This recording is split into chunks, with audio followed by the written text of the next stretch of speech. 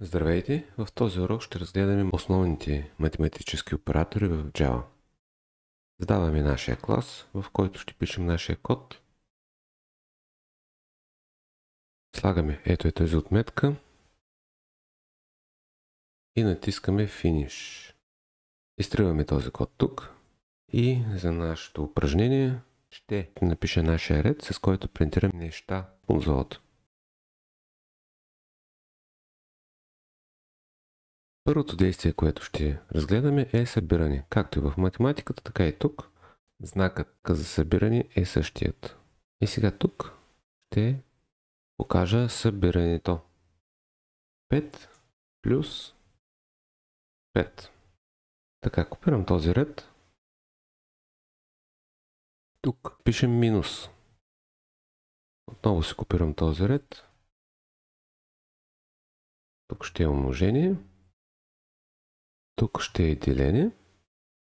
И тук ще е деление, но в резултат на делението ще вземаме остатъка.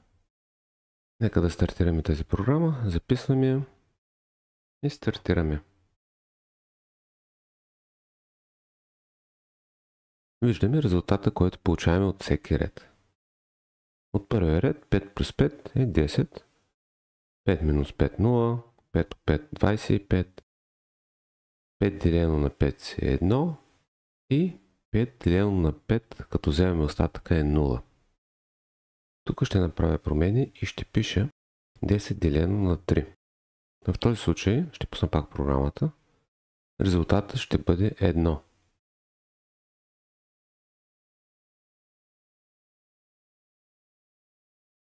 На последния ред ние имаме резултат 1. Защо? Както ви казах, ние търсим остатъка от това деление. 3 по 3 е 9, но 3 по 4 е 12 и ние трябва да намерим максималния брой тройки, които се вместват до 10. То е 3.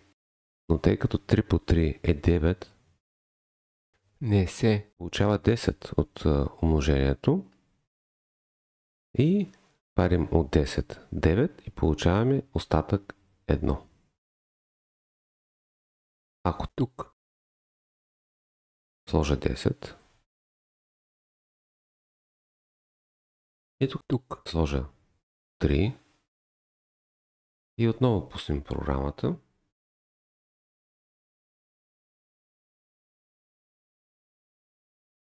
ще видим, че тук резултата е 3. Тоест, ние вземаме цялото число, което остава без остатъка. Тоест, 3 по 3 е 9. Но 4 по 3 е 12. Не става. И като резултат вземаме тройката от това деление. Много е важно да запомните, че когато работим с цели числа, в случай ние тук работим с цели числа, нямаме точка десетична.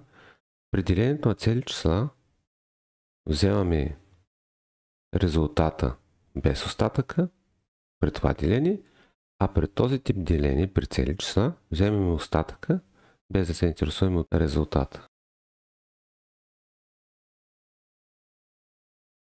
Ако напиша тук една точка 0, това автоматично превръща числото 10 от цяло в такова с десетична точка. И когато стартирам програмата отново,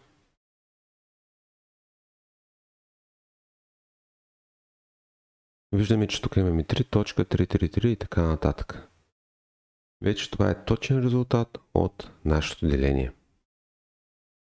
Тук не се интересуваме какво цяло число остава. След делението не се интересуваме какъв остатък.